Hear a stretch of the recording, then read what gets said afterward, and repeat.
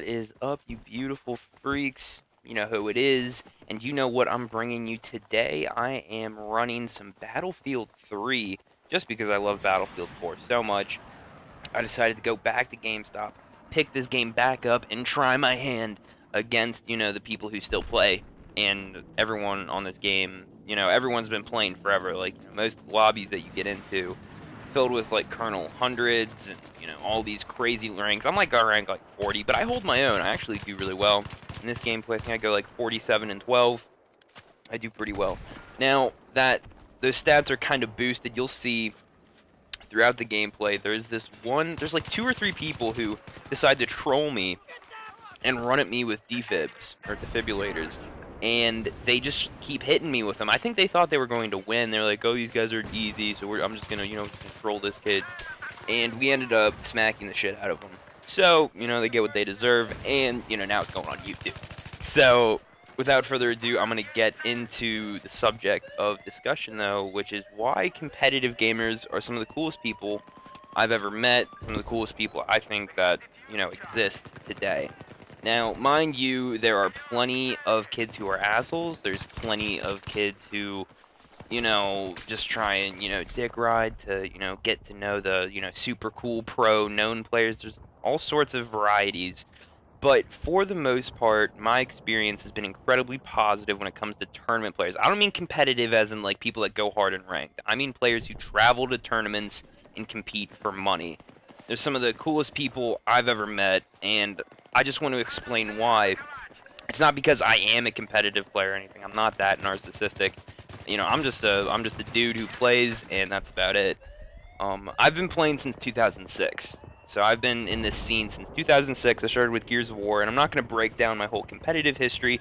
If you want me to, feel free to post it in the comments. But I started in 2006, and I was just like this average preppy kid from, a nice neighborhood in the suburbs, and I got into Gears of War. Long story short, I got into my first tournament, and I gotta say, it was an MLG event. It was in Chicago, and I met some of the coolest people there, and I'd been to many afterwards and many local LAN events, but that really broke it open for me. I mean, I met the craziest variety of people.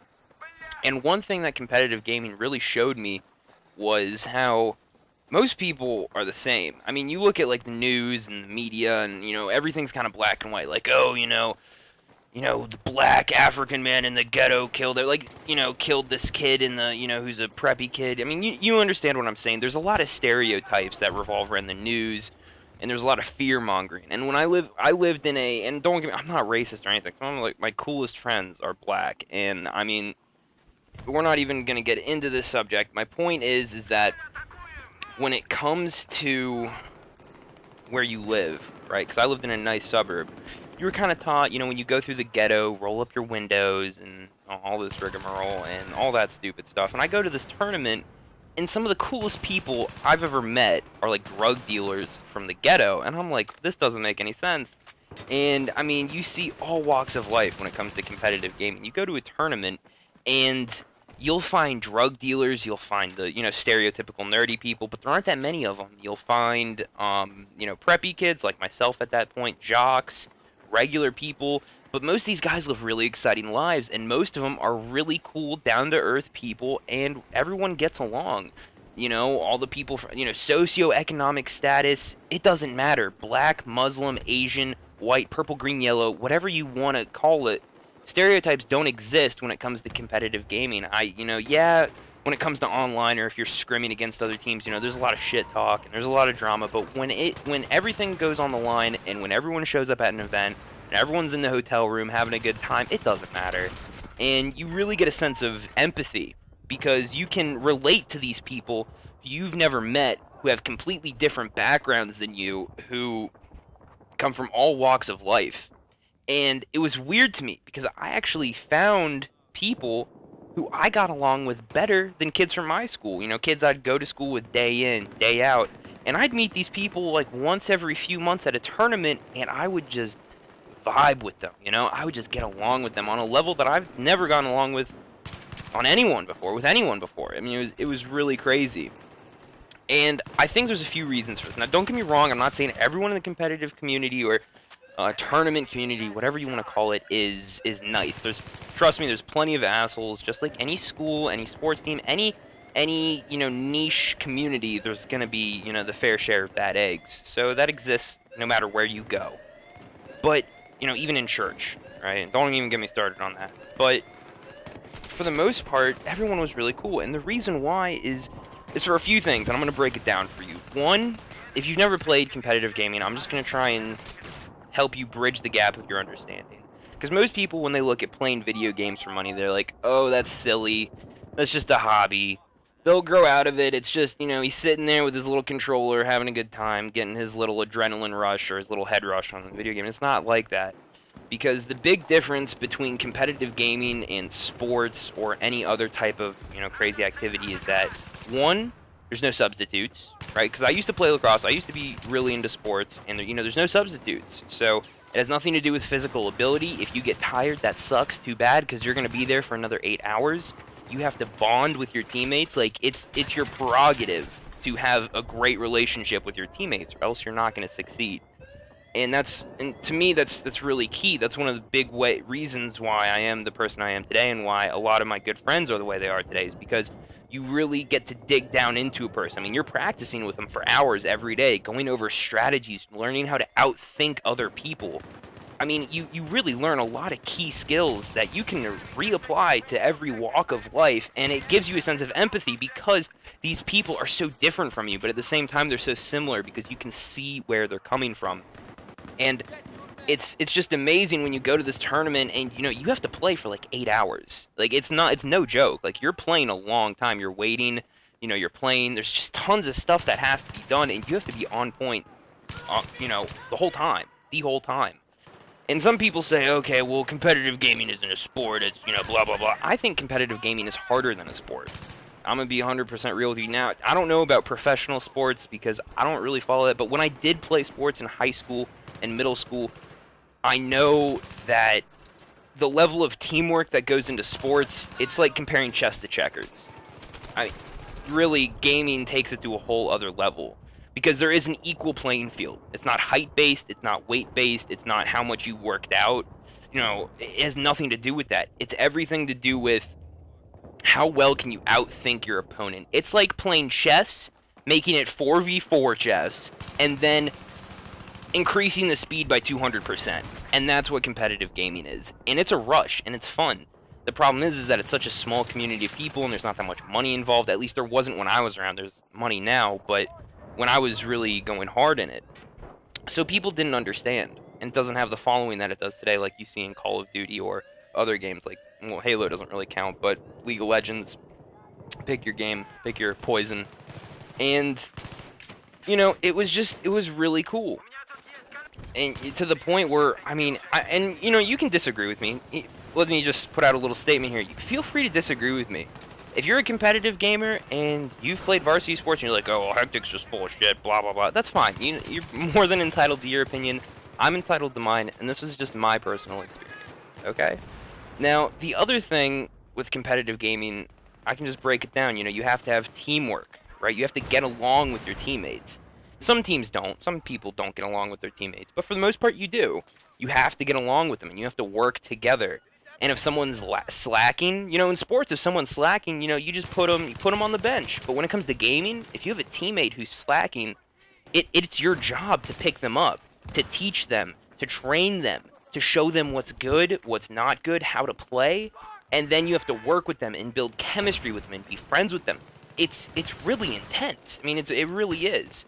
Then on top of that, you have to have a work ethic. You have to have a crazy work ethic. You have to, be on a consistent schedule, practicing strategies that you may not want to do. You have to be scrimming other teams, and sometimes, another team hates you or this player hates you. Like, you really got to just, push through it. And it's really crazy. Now, one of the big reasons why I think competitive gaming takes more skill than sports is because, let's say lacrosse, right? I used to play lacrosse. I used to play everything. But when it comes to lacrosse, right, you get really good at lacrosse and that's it. Good to go, get really good, and you keep on honing the skills that you have. When it comes to competitive gaming, if you're going to be in it for the long haul, not only do you have to be good at the game that you're playing, You have to consistently get better based off of what other people are doing. And every game that you play has a lifespan. So, like, Gears of War had a lifespan of like 2 to 3 years, and then you're on to a new game, and then a new game, and then a new game, and then a new game. So you have to consistently stay the best, and then you have to consistently improve. There is no like reaching your peak or your max limit. And don't get me wrong, I really don't think limits exist, but it gets to a point where you get almost as good as you can be, and then you're just fixing minor stuff.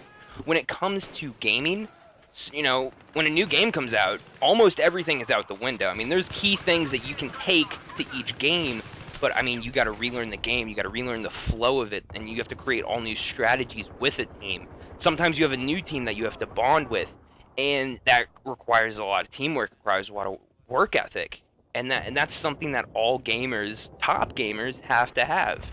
And I'm not saying I was a professional or anything. I won my fair share of cash. I played Gears of War. I played Gears of War, Halo, Call of Duty, and Ghost Recon competitively. So I can tell you right now, across the board, what I'm listing is the skills that it takes for all of these games. There is no game that is out. I mean, unless you're playing a one-on-one game like Street Fighter or something. That's where it doesn't really apply.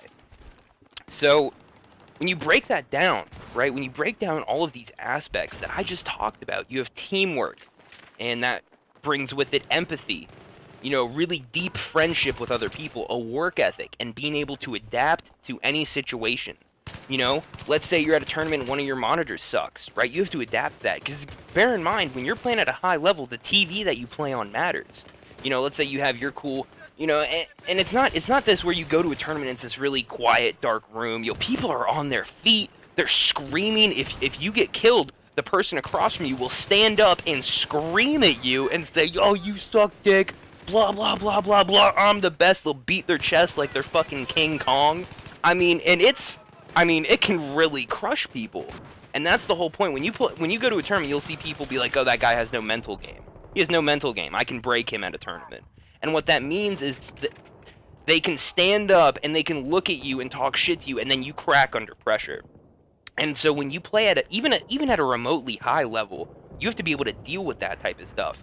Now, here's the cool thing about competitive gaming is that those skills that I just listed, those are reapplicable to every walk of life. Now, the sad thing is that a lot of competitive gamers don't. Well, I don't know, that's kind of a generalization. I don't know. I know a lot of the people, a lot of the friends that I know, they haven't really applied those skills. Not even, I don't want to say friends, just a lot of people that I know haven't been able to reapply those skills. Some people are. Now, the gamers that really impress me the most are the ones that can compete in multiple games, like Call of Duty, Halo, and Gears of War. Like Ogre 2, I don't know if you guys know who Ogre 2 is. This dude won a national championship in 2 different games in the same event. If that's not just blows your mind, then holy, I don't know, man, you got to start watching this stuff. It's amazing. So, for the most part, these skills are completely reapplicable. You go into any walk of life and you apply what I just listed, I mean, you can really succeed in anything you do. You know, teamwork, empathy, work ethic, being able to adapt. I mean, think about that in like the workplace or a corporation or sports. I mean, this stuff applies to sports too. It's not like sports and video games are in completely separate arenas. One takes a lot of mental game, one takes a lot of physical game, but being able to outthink your opponent, being able to make them do things that you want them to do in order to beat them, that goes into every sport. Being able to dominate someone in basketball or lacrosse or tennis or racquetball. Take your pick. Or even MMA. I mean, this type of stuff is truly amazing. So for those of you who may not know a lot about competitive gaming, I highly encourage you to get involved with it, or at least watch it, check it out, and see what's up. You know, you can go to twitch.tv, a lot of cool streams on there, normally a tournament going on for some games. Some games are boring to watch, others are really fun. Call of Duty's a really great scene to watch, and on top of that, the really cool thing about competitive gamers that I forgot to mention is you really stay up on the trends of like technology and stuff. I mean, you really have to, like, you know, Twitter, Facebook, social media. You know, nowadays gamers are actually learning how to do everything I just listed, and then they're learning how to brand themselves. I mean, what what kind of shit is that? These people can brand themselves and do all the skills I just listed. If that's not a powerful fucking person, I don't know what is. I mean, I really think competitive gamers in general have so much talent and ability and so much what's the word I'm looking for? They're just able to reapply all of this stuff into any walk of life that they want to and succeed wildly. They just have to want to. And that's just my thoughts on everything, guys. Coming to the end of the video here. If you liked what you heard, feel free to comment, like, and subscribe. Be sure, if you want to see more Battlefield gameplay, please be sure to subscribe because I've got more action coming your way. I'm going to be all over Battlefield 4, and this was gameplay for the Xbox 360. Guys, it has been a pleasure. Thank you, and I will see you soon. Peace.